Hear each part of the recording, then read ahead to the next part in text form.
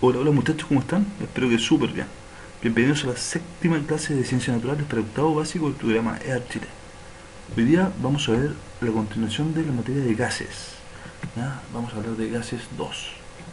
Específicamente vamos a hablar del efecto que tiene la temperatura en los gases y el efecto de la presión en los gases.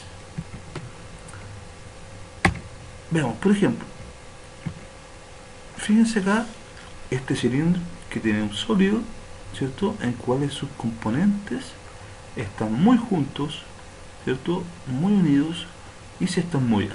Esto lo hemos visto ya anteriormente, en los años anteriores también se ha realizado, ¿cierto? Que el sólido está formado por partículas, átomos o moléculas que se encuentran muy cercanas entre sí y ordenadas. Y su movimiento es más que nada una vibración, es un movimiento pequeño. ¿Sí? En cambio, los líquidos son partículas que están más alejadas unas de otras, ¿cierto? Y están con una mayor distancia y están desordenadas. Su movimiento es mayor que el del sólido. ¿Sí? Y por último están los gases.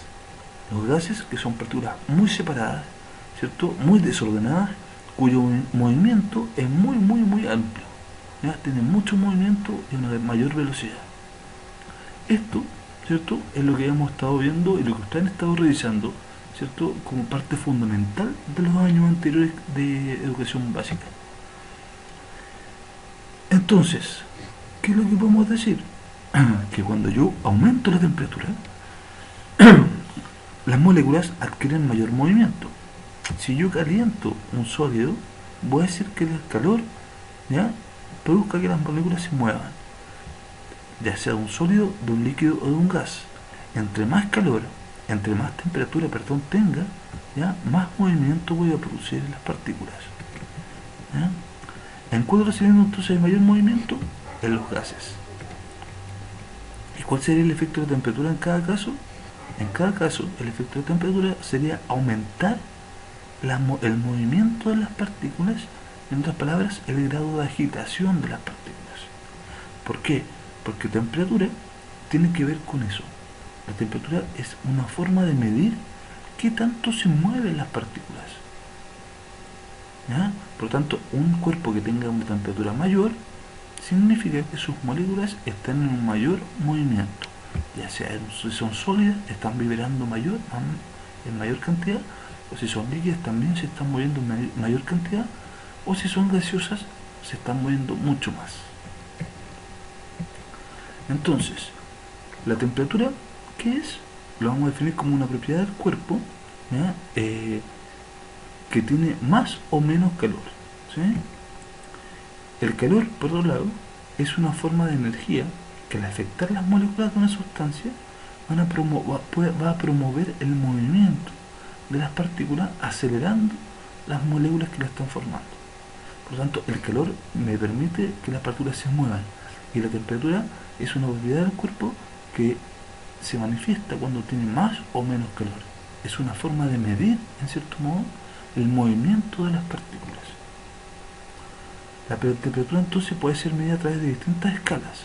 Está la escala Kelvin, la escala Celsius y la escala Fahrenheit. ¿Sí? Esto ustedes lo van a ver en los próximos años de una forma más detallada. Van a ver, por ejemplo, qué se debe cada una de las escalas. En forma general, podemos decir que la escala Celsius o centígrada es una escala que se partió haciendo con 100 grados. Se dijo, ya, la temperatura a la cual el hielo se congela va a ser 0 grados, perdón, acá, 0 grados. Y la temperatura en la cual el agua hierve va a ser 100 grados. Y dijeron, ya, separemos entonces entre esas dos temperaturas, la temperatura que el agua se congela y la temperatura a la cual el agua hierve, pongámosle 0 y 100. Y vamos a separarlo, ese rango de temperaturas, lo vamos a separar en 100 partes distintas. Entonces a esas 100 partes se le dijo son los grados. Así actualmente se fueron viendo que había temperaturas más bajas de las temperaturas del agua, y se puso menos 1 grado, menos 2, menos 3 y así. Entonces hay temperaturas sobre 0 y bajo 0 la escala de Celsius. Y se hizo gracias al punto de congelación y al punto de ebullición del agua. ¿Sí? en forma arbitraria. Hay otra escala, que es la escala de Fahrenheit, que es una escala que se ocupa principalmente en el hemisferio norte, en Estados Unidos y en otros países. ¿Ya? En realidad más que nada en Estados Unidos. ¿Ya? En Canadá me parece que también. Es una escala similar a la escala de Celsius. Acá, eso sí, el cero se planteó que era la temperatura a la cual se congela el agua, pero con sal. ¿Sí? El agua con sal se congelaría a 0 grados Fahrenheit. El agua sola se congelaría a 32 grados Fahrenheit. Y el agua herviría a unos 212 grados Fahrenheit. ¿Sí? Es una escala que ya no se ocupa mucho, en realidad. La escala que sí nos interesa, sí es importante que ustedes conozcan de temperatura, es la escala de Kelvin o escala absoluta. ¿Ya? Esta escala plantea, es absoluta, ¿por qué? Porque tiene puros valores positivos. Acá no existen los menos 1, menos 2 grados Kelvin, no. Solo valores positivos. Y eso se dice que parte del cero. Esta escala es la más fidedigna para representar el movimiento de las partículas. Se dice que cuando existen 0 grados Kelvin, hay cero energía cinética, cero movimiento de las partículas. Es decir, las partículas deberían estar totalmente quietas, sin movimiento. Y eso se ha visto que es algo teórico, que en la práctica no se podría lograr, porque siempre las moléculas o los átomos tendrían algún movimiento. Es decir, en un átomo los electrones se están moviendo. Entonces, para que exista 0 grados Kelvin, no tendrían que ni siquiera moverse los electrones. ¿Sí? Tendría que ser algo muy estable, muy fijo, quieto, cero movimiento. ¿Sí? Por eso se plantea que se podría quizás, de alguna forma artificial, llegar a alcanzar esa temperatura. ¿Sí? Se ha visto que el valor de 273,15 grados Kelvin equivale a 0 grados Celsius y 373,15 equivale a 100. Si ustedes se fijan, de 273,15 hasta 373, ¿cuántos grados hay? Hay 100, que son los mismos 100 grados de la escala de Celsius. ¿Sí? Por lo tanto, si yo aumento un grado Kelvin, es lo mismo que si aumentara un grado Celsius. En cambio acá es distinto, la fórmula es diferente, son grados distintos. ¿Sí? Estas dos escalas están súper relacionadas. Más que ustedes sepan pasar de una escala a otra, ¿ya? Que al final es, para pasar de Celsius a Kelvin, ustedes tienen que sumar 273,15. Por ejemplo, a 10 grados Celsius, yo le sumo 273,15 y me da 283,15. Entonces, 10 grados Celsius equivale a 283,15 grados Kelvin. Es una forma de transformar. Pero más que ustedes sepan hacer eso, me interesa que ustedes conozcan que hay 3 escalas de temperatura, que son escalas que permiten y que la temperatura sirve para medir qué tanto es el movimiento de las partículas que forman el cuerpo, ¿cierto? Y que ustedes sepan que a qué se deben estas 3 escalas. O sea, esta es basada en la temperatura de congelación del agua con sal, el agua sola y la temperatura que hierve el agua. Esta es basada en la temperatura que se congela el agua sola y la temperatura al cual hierve el agua sola. Y esta está basada, ¿cierto?, en el movimiento de las partículas, en la energía cinética. Cuando hay cero energía cinética y cuando hay mayor movimiento de energía cinética, ¿cierto? Presión. ¿Qué sabemos de la presión? ¿Por qué una persona aquí, en esquí, no se hunde en la nieve? ¿Por qué si una persona va esquiando no se hunde? ¿Y por qué si una persona, por ejemplo, camina con tacos en la nieve, una mujer, o en la arena, por ejemplo, acá se hunde, deja más huellas? ¿Por qué, por ejemplo, si una persona va a pie pelado, ¿cierto?, descalzo, no se hunde tanto la arena como si una persona queda con los tacos? ¿Son iguales las huellas que dejan? Veamos esta pregunta. Primero que todo, ¿por qué una persona con esquís no se hunde la nieve? Porque el área, ¿cierto?, que tienen los esquís es grande, tiene un espacio más grande, que imagínense que es como cuando uno se tira un guatazo en la piscina. O sea, tirarse un guatazo duele, ¿cierto?, a diferencia de tirarse un piquero bien en la piscina. ¿Ya? ¿Por qué? Porque uno entra a un piquero correctamente, ¿cierto? Uno entra con las manos al agua, ¿sí? Con la cabeza en forma más vertical. En cambio, un guatazo, uno entra al agua, ¿cierto? De guata completamente, y es mayor la superficie, el área, todo el espacio que está tocando de una, ¿cierto? Con la superficie del agua. Acá lo mismo, al tener esquí, es mayor el área, la superficie de contacto sobre la arena. Por lo tanto, el peso de la persona se distribuye por toda esa área de los esquís. Es muy distinto a si la persona estuviera a pie descalzo o con zapatillas solamente, quedaría todo el peso en esa área, en el área de las zapatillas, y por lo tanto se hundiría. Es la misma explicación que pasa acá. Una persona que va caminando con tacos, por ejemplo, concentra casi todo su peso en el taco, en la punta del taco. Bueno, acá también, ¿sí? A diferencia de alguien que va a pie descalzo, porque concentra el peso en todo el pie. Ustedes saben que una pisada de una mujer con taco, ¿ya? La fuerza que se ejerce, por ejemplo, una mujer que pesa 60 kilos, la fuerza que ejerce el peso de este taco, o sea, de esta persona en este taco, ¿ya? Equivale alrededor de una pisada de elefante, ¿sí? O sea, que un elefante lo pise con la pata, ¿cierto? De hecho, es favorable, es menos fuerte, menos dañino que el peso de una mujer con un taco, ¿sí? O sea, es mucho la fuerza que se ejerce acá, es mucha la presión que se ejerce acá. Esa fuerza en una superficie es presión, ¿ya? ¿Cuándo se ejerce más presión? En el suelo. En este caso, cuando está usando tacos, ¿cierto? Y acá, cuando si estuviera con zapatillas. O sea, se ejerce más presión cuando es menor el área donde se está ejerciendo esa fuerza. Entonces, ¿qué es la presión? Presión es la fuerza ejercida por unidad de área, ¿sí? Esa es la fórmula o la explicación, definición de presión. Fuerza ejercida por unidad de área. Entonces, imagínense ustedes acá que tenemos, ¿cierto? Este cuerpo que está en una superficie, o sea, está toda esta área apoyada en esta tabla, por decirlo así. Toda esa área apoyada en la tabla. Entonces, acá hay una cierta presión. En cambio acá tenemos todo el peso de este cuerpo, en vez de estar en toda esa área apoyada en la tabla, el peso de esto, está todo el peso de esto puesto en la punta, ¿sí? Puesto en la punta. Por lo tanto, en ese punto hay un gran peso en ese punto. Y eso es lo que nos permite, por ejemplo, si esto fuera una tachuela, un clavo, es el hecho que esté todo el peso de esto en ese punto, cuando nosotros martillemos, ¿cierto? Pueda ingresar, pueda clavar, sea más fácil clavar. En cambio, que yo entierre esto, que está con toda esta área en esa tabla, es más difícil.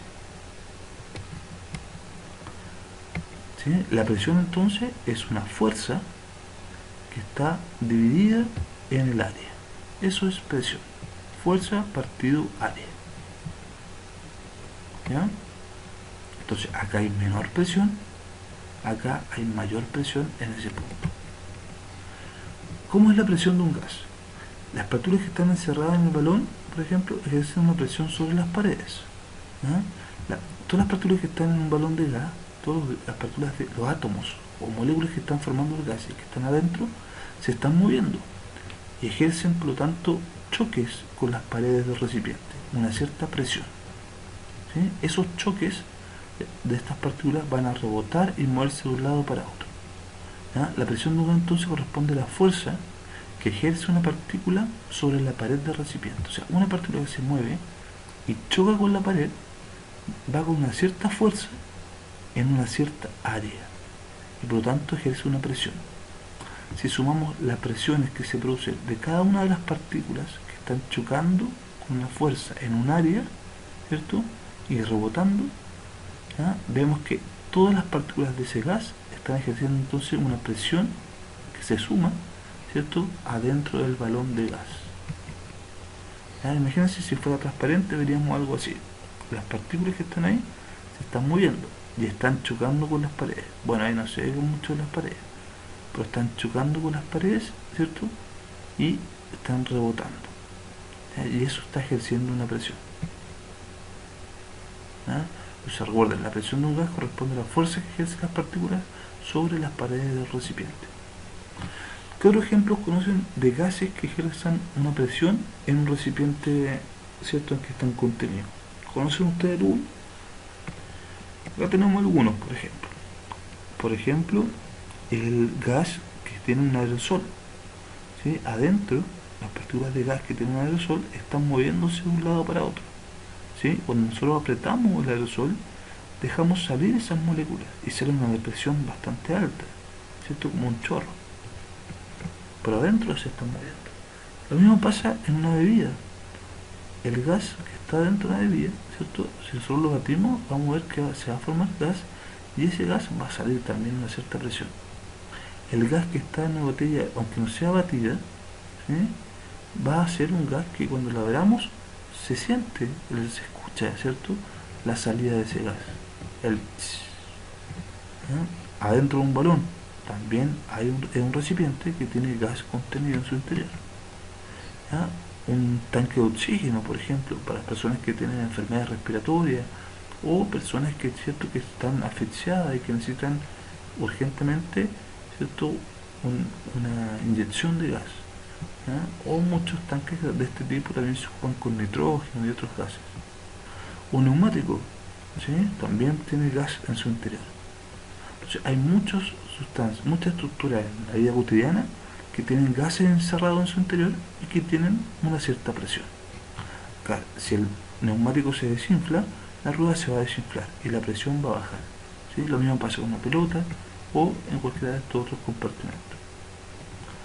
Pensemos, ¿cómo está entonces, cómo vamos a relacionar la presión con el concepto de temperatura?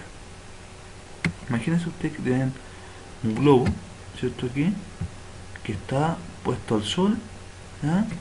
¿Qué es lo que va a pasar? El sol, ¿cierto?, lo calienta el globo con su energía solar, ¿cierto?, con su... Acuérdense que la energía es una forma en que se va transformando siempre. Entonces la energía lumínica del sol también se produce energía calórica. Acá en el sol ocurren reacciones químicas nucleares importantes, en el cual se produce energía en forma de calor. Y ese calor alcanza a través una parte importante de la Vía Láctea, de nuestro sistema solar, hasta llegar a la Tierra. Y aún así produce mucho calor. Imagínense cómo será el calor cerca de él. El calor entonces hace que el globo empiece a inflarse más, porque se mueven más las partículas y se revienta. El globo, al reventarse, lo que está pasando, ¿cierto?, es que, como dijimos, las moléculas que están adentro se mueven más cuando hay más calor. Y al moverse más, chocan más con la superficie, con las paredes del globo. Y eso hace, ¿cierto?, que ejerzan mayor presión dentro del globo. Al haber mayor presión dentro del globo se empieza a inflar más, a agrandar más. De agrandarse más, porque se mueven las partículas con mayor energía, con mayor presión, ¿cierto?, el globo se va a inflar más y va a ceder hasta reventarse. ¿Por qué? Porque el material, ¿cierto?, se estira tanto que finalmente se termina rompiendo. ¿Qué pasa con la presión si mantenemos el volumen constante? Imagínense que tenemos dos recipientes, ¿ya? En un recipiente estamos poniendo calor, ¿ya? Vamos a ver que el calor en ese recipiente va a ser, ¿ya?, pese a que el volumen de esto no cambia, está tapado, ¿sí?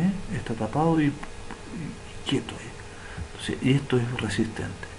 Entonces, si yo aplico calor, como el volumen no va a cambiar, lo que sí va a estar cambiando es el movimiento de las partículas, ¿ya? O sea, las partículas que están adentro se van a empezar a mover más y más y más. Va a aumentar la presión acá, ¿sí? Pero no va a lograr cambiar el volumen de este espacio cuando yo caliento esto. Aumenta la presión, pero no el volumen. Las moléculas se mueven más, para allá, para acá. Pero como yo tengo fijo esos, ¿cierto?, cerrados, no se destapa, no sale el gas. En cambio, ¿qué pasa con el volumen de un gas cuando aumentamos la temperatura en un recipiente que sí se puede salir? ¿cierto? Perdón, sí, que en un recipiente que sí se puede mover su tapita, por ejemplo está acá, como una jeringa. Yo caliento esto, ¿cierto? ¿Y qué va a pasar? Que el volumen se va a expandir, o sea, se va a hacer mayor el volumen. ¿Por qué? Porque como las moléculas se van a estar moviendo más acá, va a ser más presión, y esa presión va a empujar, ¿cierto?, a esta estructura hacia arriba, ¿ya? Si es que se puede empujar. Si no se puede empujar, no va a cambiar, ¿cierto? Y va a aumentar, no va a cambiar el volumen, pero sí va a cambiar la presión, ¿ya? Eso es súper importante. Entonces, ¿cómo es la presión en ambos casos? Acá la presión es de una cierta forma, acá la presión era igual, ¿cierto? Pero yo al calentar esto, al principio empiezo a aumentar la presión, y luego de que aumenta, llega un punto en que obliga a empujar esta cosita hacia arriba, esa tapita, ese émbolo hacia arriba, y al empujarlo hacia arriba empieza a ocupar mayor volumen. Entonces ahora, es verdad, se está moviendo más, pero se demora más, como el volumen es mayor, en llegar a la superficie y tener esos golpes, esas presiones. Por lo tanto, la presión que se produce acá por el cambio de volumen va a ser igual a la presión que existía al comienzo. Las presiones son iguales. Por lo tanto, cuando el volumen cambia al calentar el recipiente, ¿cierto? Al calentar el gas que está en el recipiente, y si el volumen se expande, las presiones se hacen iguales, se mantienen iguales. Entonces, en resumen, ¿qué es lo que se ha aprendido?